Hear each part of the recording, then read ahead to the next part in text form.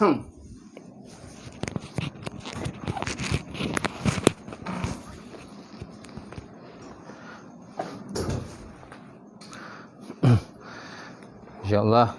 kita buka pengajian kita pada pagi ini dengan sama-sama membaca Ummul Kitab ila hadratin Nabi Muhammad Mustafa Rasulullah sallallahu alaihi wasallam wa ala al-kiram wa ashabil izam. Sya'ulahul Fatihah. A'udzubillahi minasyaitonir rajim. Bismillahirrahmanirrahim. Alhamdulillahi rabbil alamin. Ar-Rahmanir Rahim. Maliki yaumiddin. Iyyaka na'budu wa iyyaka nasta'in. Ihdinas siratal mustaqim. Siratal ladzina an'amta 'alaihim ghairil maghdubi 'alaihim waladdallin. Amin. Assalamualaikum warahmatullahi ta'ala wabarakatuh. Alhamdulillah wahdah sadaqa wa'adah wa nasara 'abdah wa azza jundahu wa hazamal ahzaba wahdah. Asyhadu an la ilaha illallah wahdahu la syarika lah wa asyhadu anna Muhammadan 'abduhu wa rasuluh. Allahumma shalli wa sallim ala sayyidina wa nabiyina wa habibina wa syafiina wa zuhrina wa maulana Muhammad wa ala alihi wa sahbihi ajmain. Qala Allah Subhanahu wa ta'ala fi kitabil azim. Ba'udzubillahi minasyaitonir rajim. Bismillahirrahmanirrahim. Wal 'asr innal insana lafi khusr illa allazina amanu wa 'amilus solihati wa tawasaw bil haqq wa tawasaw bis sabr. Sadaqallahul azim. Maksudnya demi masa sesungguhnya manusia itu semuanya berada dalam kerugian kecuali orang-orang yang beriman dan mengerjakan amal yang soleh serta bersama-sama dengan kebenaran dan bersama-sama dengan kesabaran. Wa qala Nabi sallallahu alaihi wa ala alihi wa sahbihi wa baraka wa sallam, la yu'minu ahadukum hatta hawahu taba'an lima ji'tu bih. Maksudnya tidak sempurna iman salah seorang daripada kamu sehingga hawa nafsunya akur ataupun cenderung kepada apa yang kebawa, kata Rasulullah sallallahu alaihi wasallam. Nawaitu ta'alluma wa ta'lim wa tazakkura wa tazkir wa nafa wa intifa wa ifadatu wa istifadah wal hasa ala tamasuki bi kitabillahi wa sunnati rasulih wa du'a ila al-huda wa dalalata ila al-khairi ibtigha'a wajhihi wa qurbatihi wa sawabihi subhanahu wa ta'ala. InsyaAllah. Apa khabar tuan-tuan? Alhamdulillah, kita bersyukur Allah Ta'ala dengan limpah kurnia serta rahmat daripada Allah, kita dapat bersama sekali lagi pada pagi ini untuk kita menyambung tafsiran surah Yasin. Mudah-mudahan dengan adanya perbincangan pada pagi ini sebanyak akan dapat menambahkan ilmu kita, meningkatkan lagi ketakwaan kita kepada Allah Subhanahu Wa Ta'ala, samping kita mencari bekalan-bekalan kita untuk akhirat kita, insya-Allah. Jadi pada pagi ini kita akan sambung satu ataupun dua ayat Allah Subhanahu Wa Ta'ala daripada surah Yasin. Mudah-mudahan sebanyak akan dapat melihatlah beberapa pengajaran ayat yang boleh kita ambil daripada tafsiran pada pagi ini, insya-Allah. Jadi pada pagi ini kita akan melihat tafsiran ayat yang ke-13 dan ke-14, 13 dan 14, dan kalau sempat kita masuk ayat yang ke-15 dan ke-16, insya-Allah. Di mana Allah Taala menyebut dalam Quran, ba'da auzubillahi minasyaitonir rajim, wadrib lahum masalan ashabal qaryati ja'ahal mursalun iza arsalna ilaihi musydaini fakazzabuhuma fa'azzazna bisalisin faqalu inna ilaikum mursalun qalu ma antum illa basharun misluna wa ma anzala ar-rahmanu min syai'in in antum illa ta'zibun qalu rabbuna ya'lamu inna ilaikum lamursalun wa ma 'alaina illa al-balagul mubin.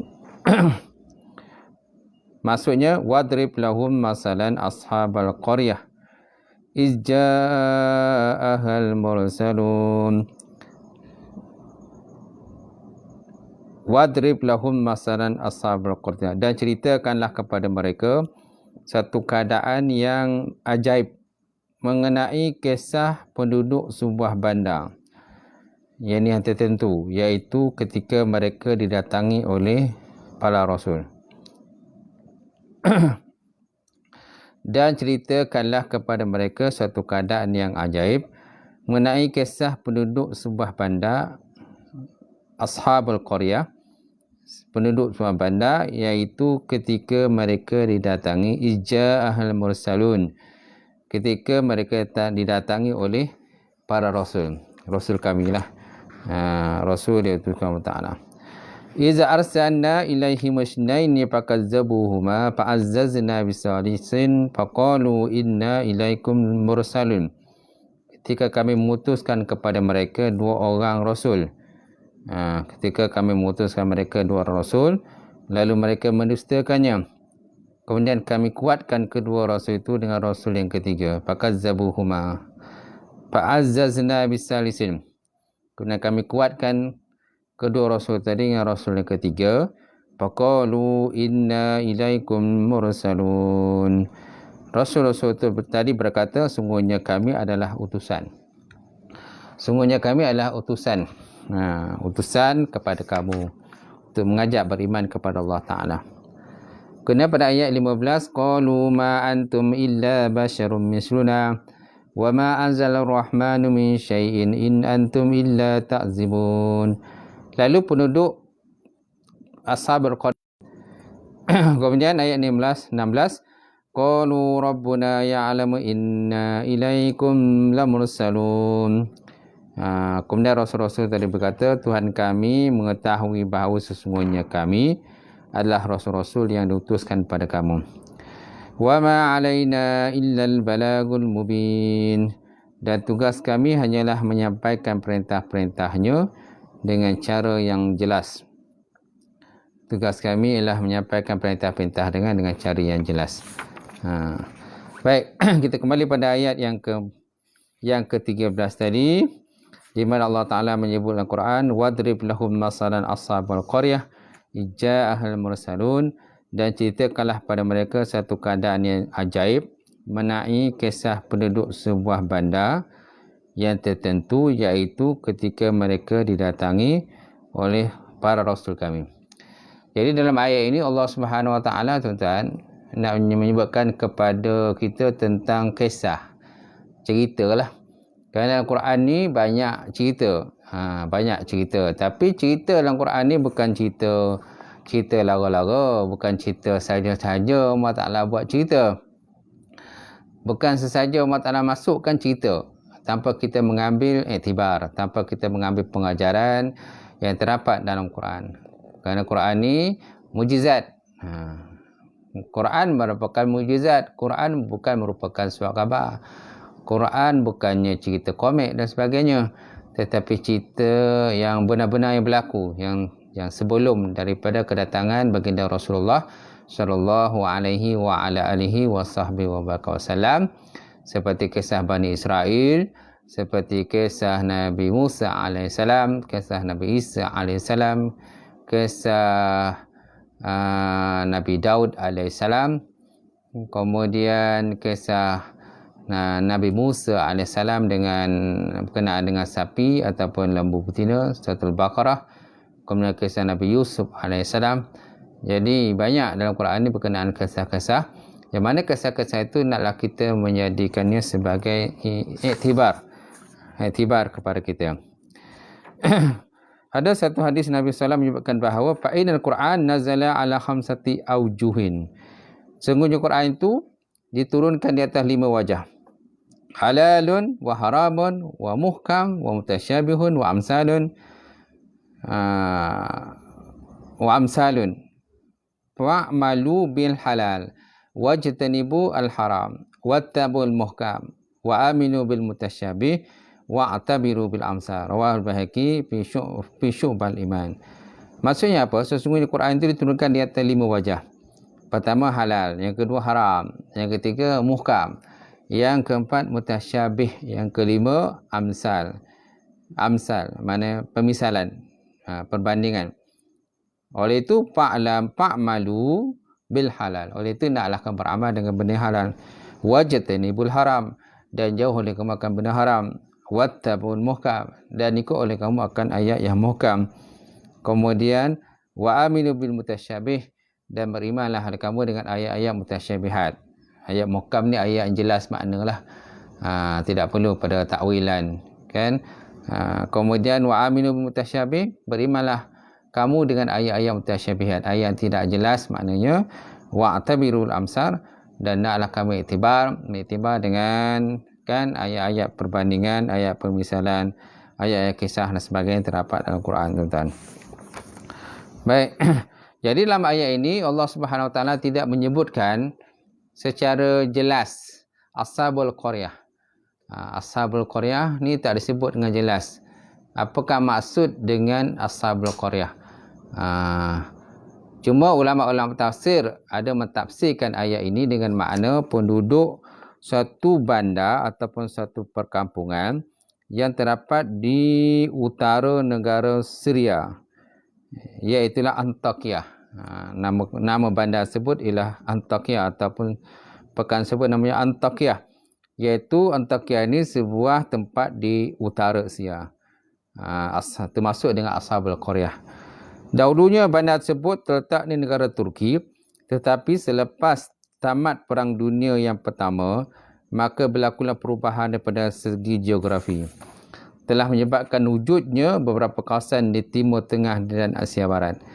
Kebanyakan kawasan daerah ini telah jatuh ke tangan barat. Tangan barat mana kuasa-kuasa besar masa itulah, seperti British, kan, seperti Rusia, kan, seperti Jerman dan sebagainya, yang masing-masing mereka pun berebut kawasan dan sebagainya. Dan itu yang berlakulah. Jadi penduduk bandar Antakya ni, mereka ini tidak beriman. Mereka ni golongan tidak beriman, dan diperintah seorang raja yang kafir yang bernama Antikhus bin Antikhus. Bukan tikus. Antikhus bin Antikhus, pemeluk agama penyembahan berhala. Maka Allah Ta'ala mengutuskan 3 orang Rasul kepada mereka. Lalu mereka mendustakan ketiga Rasul tersebut. Jadi Allah Subhanahu Wa Taala telah mengutuskan Rasul. Pertama, dia ada 2 tahap. Tahap pertama 2 orang Rasul lagi. Dahululah 2 orang Rasul diutuskan pada mereka untuk mereka mengajak mereka beriman kepada Allah Subhanahu Wa Taala. Kemudian Allah Ta'ala kuatkan dengan Rasul yang ketiga. Untuk tujuan yang samalah, mengajak mereka beriman kepada Allah Ta'ala, meninggalkan diri pada penyembahan kepada patung berhala. Baik. Mursalun mana Rasul-Rasul. Terdapat beberapa pendapat berkenaan dengan 3 orang Rasul. Jadi berlaku perselisihan pendapat di kalangan mufassirin tentang 3 orang Rasul yang diutuskan itu. Siapakah yang mengutus mereka? Jadi mereka diutuslah. Tentu mereka diutuskan oleh Allah Subhanahu Wa Taala. Maka diutus oleh Allah Subhanahu Wa Taala, kan, berdasarkan kepada zahir ayat, inna arsalna ilaihim. Pada ayat yang seterusnya nantilah. Inilah pandangan Ibn Abbas, Ka'ab bin Akbar dan Wahab bin Munabih. Kalau dilihat pada tafsiran Tabari menyatakan bahawa sudah tentu Rasul ini diutuskan oleh Allah Subhanahu Wa Taala. Inna arsalna ilaihim. Inna arsalna ilaihim musnaini fakazzabuhuma fa'azzazna bisalisin faqalu inna ilaikum mursalun. Sebenarnya kami yang memutuskan 2 orang Rasul. Jadi sudah tentulah Allah Subhanahu Wa Taala lah yang memutuskan mereka, mengajak mereka beriman kepada Allah Ta'ala dan menghindarkan diri pada penyembahan kepada patung berhala. Kemudian yang kedua, mereka dihantar oleh Nabi Isa AS. Inilah pandangan daripada Qatadah dan Ibn Jurayj. Lihat dalam kitab Zadun Ma'asir. Zadun Ma'asir. Kesimpulannya, putusan 3 orang Rasul itu adalah untuk mengembang dan menguatkan syariat Nabi Isa AS. Bukan membawa syariat baru. Sebagaimana Nabi Harun untuk Nabi Musa AS. Dan jika yang menghantar mereka itu Nabi Isa, maka inilah berdasarkan arahan daripada Allah Ta'ala jugalah. Walaupun ada 2 pendapat tentang siapa yang mengutuskan. Pendapat pertama menyatakan yang mengutuskan ialah Allah Subhanahu Wa Taala. Pendapat yang kedua menyatakan Nabi Isa alaihissalam. Tetapi walaupun Nabi Isa alaihissalam, sudah tu Nabi Isa juga mendapat kata arahan daripada Allah Subhanahu Wa Taala. Dan ulama mufassir menyatakan bahawa dua orang Nabi dan Rasul ini diutuskan bukan membawa syariat yang baru. Dia bukan membawa syariat baru, tetapi menguatkan akan syariat Nabi Isa alaihissalam. Tuan-tuan, begitu juga seperti mana yang berlaku kepada Nabi Harun alaihissalam. Di mana Nabi Harun alaihissalam tidak diperintahkan untuk membawa syariat yang baru, tetapi untuk membantu, kan, menguatkan lagi, kan, membantu, menyokong, kan, dakwah Nabi Musa alaihissalam. Baik. Jadi kemudian wadrib lahum ashabul qaryah ija'ahal mursalun. Kemudian apakah pengajaran daripada ayat ini? Pertama, kisah-kisah yang diceritakan Al-Quran adalah bertujuan untuk menjadikan, supaya manusia menjadikannya pedoman dan pengajaran. Jadi kisah-kisah ini adalah kita mengambil iktibar sebenarnya saya cakap tadi lah. Bukan kisah-kisah dongengan. Bukan cerita-cerita kosong yang tidak ada tujuan apa-apa. Kerana Quran ini merupakan mukjizat daripada Allah Ta'ala, maka kan setiap kali dikaji akan ayat Quran ni, maka banyak benda-benda baru yang kita akan jumpa lah. Macam tu. Jadi manusia kan tidak pernah puas untuk mengkaji Quran. Dan Quran ni dikaji bukan orang Islam aja, malah orang kafir, kan, golongan orientalis pun mereka juga mengkaji Quran. Dan akhirnya hasil daripada kajian Quran tadi, ada yang masuk Islam. Akhirnya mereka mendapat petunjuk daripada Allah Ta'ala, dan akhirnya mereka masuk Islam. Macam itulah. Kemudian yang kedua, persamaan sikap orang kafir sepanjang zaman ketika berdepan dengan pendakwah. Setiap zaman, kan, semenjak daripada zaman Nabi Musa alaihissalam, Nabi Isa alaihissalam, Nabi Nuh alaihissalam, kita nampaklah, kan, ada golongan yang mahu mengikut kata-kata para Nabi dan Rasul, dan ada yang tidak mengikut kata-kata para Nabi dan Rasul. Kalau pada zaman Nabi Muhammad SAW ni, kita lihatlah pada yang berlaku, yang menentang ialah seperti Abu Jahal, Abu Lahab dan sebagainya. Kalau zaman sekarang pula, kita lihat ada golongan-golongan tertentulah. Golongan biasanya golongan juhala, golongan orang yang jahil, yang banyak menentang ajaran yang dibawa oleh baginda Rasulullah SAW dan juga para alim ulama, kan, ulama-ulama, para asatizah, para guru-guru agama dan sebagainya, yang mereka banyak mengajak kepada jalan-jalan kebaikan dan sebagainya. Tapi ada golongan-golongan yang tertentu yang, kan, yang kata membangkang dan menentang ajaran-ajaran ataupun, kan, dakwah-dakwah yang dibawa oleh, kan, pendakwah Islam, dai-dai, para asatizah dan sebagainya. Baik. Kemudian pada ayat 14, Allah Ta'ala menyebut dalam Quran, Inna arsalna ilaihim mushnaini fakazzabuhuma fa'azzazna bisalisin faqalu inna ilaikum mursalun. Maksudnya ketika kami mengutus kepada mereka dua orang Rasul, lalu mereka mendustakan, fakazzabuhuma. Bila diutuskan dua orang Nabi atau Rasul, fakazzabuhuma, mereka mendustakan. Kemudian fa'azzazna bisalisin, kemudian kami utuskan Rasul yang ketiga pula, tuan-tuan. Dikuatkan Rasul ketiga. Faqalu inna ilaikum mursalun. Lalu mereka berkata, para Nabi Rasul tadi berkata, sungguhnya kamilah Rasul yang diutuskan pada kamu. Jadi Allah Ta'ala menjelaskan bilangan Rasul yang diutuskan dan cara pengurusan. Is arsalna ilaihi mushnaini. Imam Al-Mawardi menakalkan dalam tafsirnya perselisihan ulama tentang dua orang Rasul yang mula-mula diutuskan itu. Terdapat tiga pendapat berkenaan dengan Nabi dan Rasul yang diutuskan. Berkata Syuaib bahawa mereka ialah Sama'un dan Yuhana alaihissalam. Berkata Nabi Syuaib alaihissalam, berkata Syuaib, kan, nama Rasul itu namanya ialah Sama'un dan Yuhana. Ini pendapat pertama. Pendapat kedua ialah pendapat Ibn Abbas. Nama Rasul itu ialah Shadiq dan Saduq alaihissalam. Shadiq dan Saduq alaihissalam. Kemudian yang ketiga, pendapat daripada An-Naqas. An-Naqas menyebutkan nama Nabi dan Rasul itu ialah Sam'an dan Yahya alaihissalam.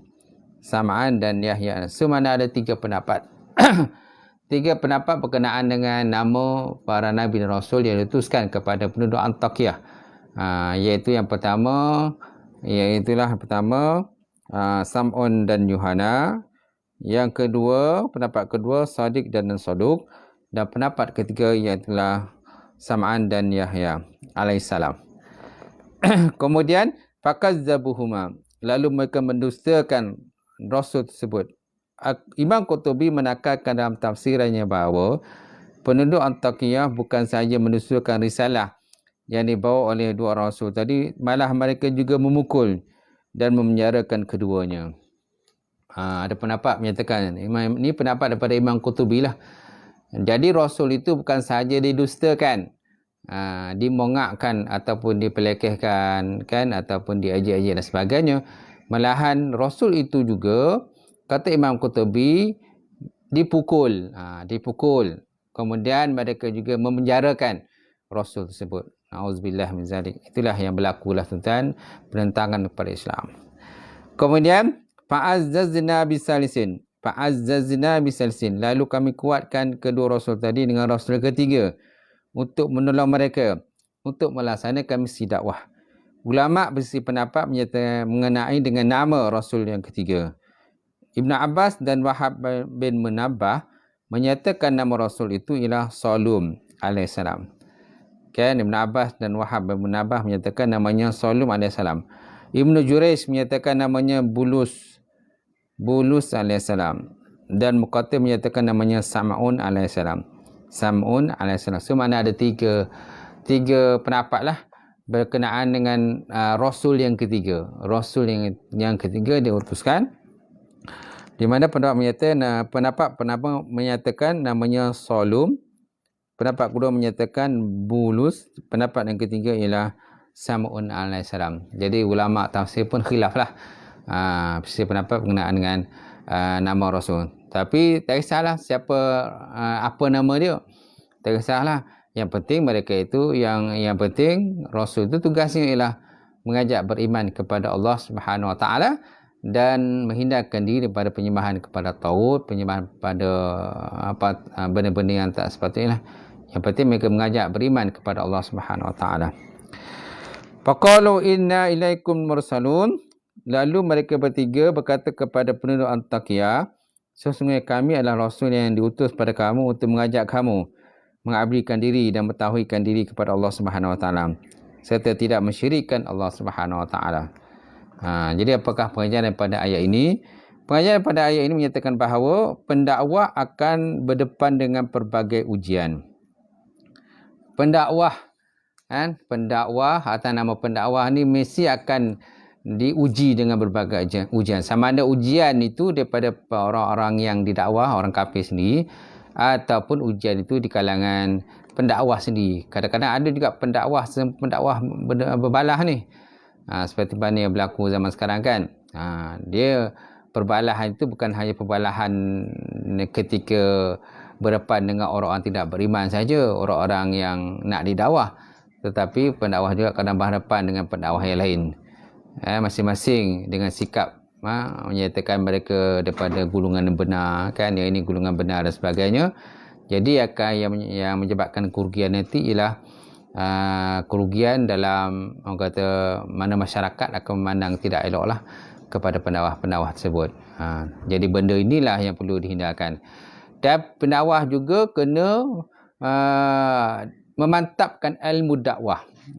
Kalau kita nak jadi pendakwah ni, kena punya ilmu yang mantap lah. Ketahanan daripada segi mental, fizikal dan sebagainya. Macam mana kita nak jadi pendakwah kalau kita tidak ada ilmu? Kan sudah tentu perkara yang kita bawa nanti akan mudah sahaja dipelekehkan, diperkotak-katikkan sebagainya kerana tidak ada ilmu. Jadi pendakwah mesti memantapkan ilmu dakwah. ilmu berkenaan dengan syariat Islam, berkenaan dengan fardu kifayah, sembahyang, puasa, zakat dan sebagainya semualah. Kemudian pendakwah juga mesti ada skill, pelbagai cara lah untuk berdakwah, untuk mengajak beriman kepada Allah Ta'ala. Dan pendakwah juga kena menghindarkan diri daripada fitnah-fitnah. Kerana banyak zaman sekarang ni pendakwah yang terlibat dalam fitnah.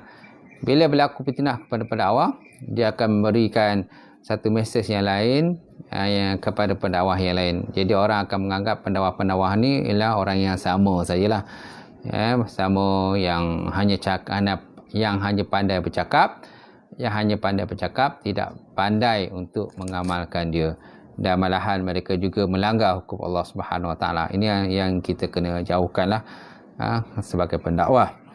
Kemudian yang kedua, tanggungjawab pendakwah hanyalah menyampaikan, dan hidayah petunjuk semuanya daripada Allah Subhanahu Wa Taala. Innaka la tahdi man ahbabta walakinna Allah yahdi man yasha wallahu ya'lamu bil muhtadin. Sungguhnya engkau ataupun kamu tidak mampu memberi hidayah petunjuk pada orang yang kamu kasih dan kamu sayang, tetapi Allah Subhanahu Wa Taala lah yang memberi hidayah petunjuk kepada orang yang kamu kasih dan kepada orang yang kamu sayang. Macam tu. Jadi makna tugas pendakwah ni tugas yang berat lah. Jadi kita janganlah mengharapkan orang beriman, tapi orang beriman lagi elok. Tetapi hidayah petunjuk itu semua daripada Allah Ta'ala. Jadi tugas pendakwah itu ialah menyampaikan dakwah tadilah. Kemudian pada ayat yang ke-15, qalu ma antum illa basyarum misluna wa ma anzalar rahmanu min syai'in in antum illa ta'zibun. Qalu ma antum illa basyarum misluna. Penduduk bandar tadi menjawab, kamu ini tidak lain hanyalah manusia seperti kami juga. Kamu ni tak lain macam manusia, macam kami jugalah. Tidak ada kelebihan apa-apa yang kamu bawalah kepada kami. Wa ma anzalar rahmanu min syai'. Dan Tuhan yang Maha Pemurah tidak menurunkan sesuatu pun tentang agama yang kamu dakwakan. In antum illa ta'zibun. Kamu tidak lain hanyalah pendusta. Apakah tafsiran pada ayat ini? Sikap dan jawapan yang diberi oleh penduduk Antakiyah terhadap dakwah dan ajaran Rasul-Rasul tersebut adalah sama dengan sikap dan jawapan orang-orang kafir yang terdahulu. Mereka berkata, qalu ma antum illa basyarum misluna. Kamu tidak lain hanya manusia seperti kami juga. Makan, minum, berjalan di pasar dan sebagainya. Semuanya seperti kami. Maka di mana kelebihan kamu berbanding kami? Oleh sebab itu, kami tidak percaya kerasulan kamu. Inilah sikap keras kepala lah.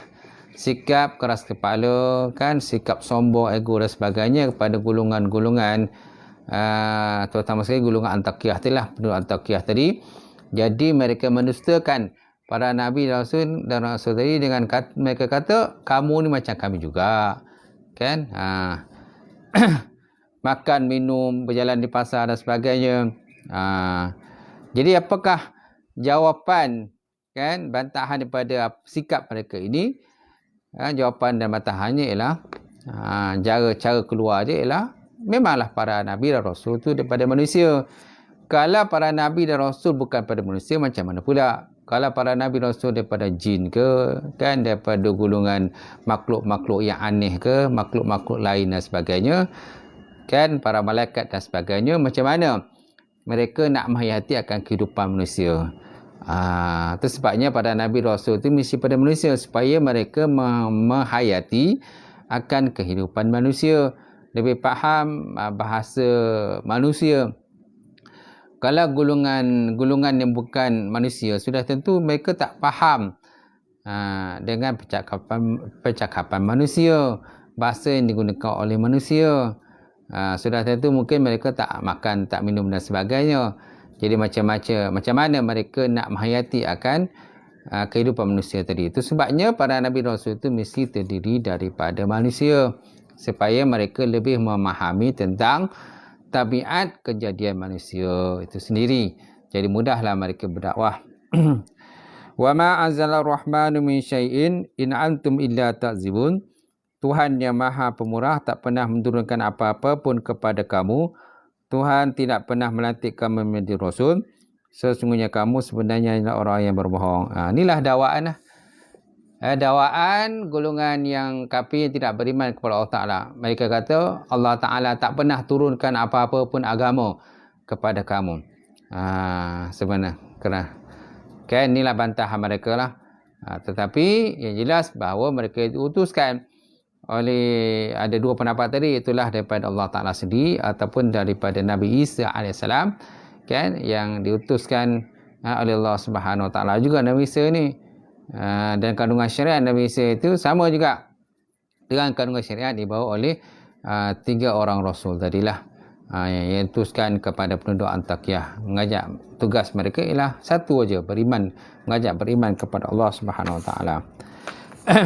Jadi apa penjelasan daripada ayat ini? Pertama, sikap dan perangai mereka menyerupai sikap dan perangai orang kafir terdahulu. Inilah sikap golongan-golongan yang tertentu yang tidak mau beriman kepada Allah Subhanahu Wa Ta'ala. Dan sikap mereka ini diwarisi dengan kepada masyarakat zaman sekarang ini. Bukan sahaja masyarakat dahulu tidak beriman, bukan pada kisah, bukan saja kepada kaum kafir Quraisy tidak beriman. Malahan pada zaman sekarang juga ada golongan tidak beriman. Banyak juga tidak beriman.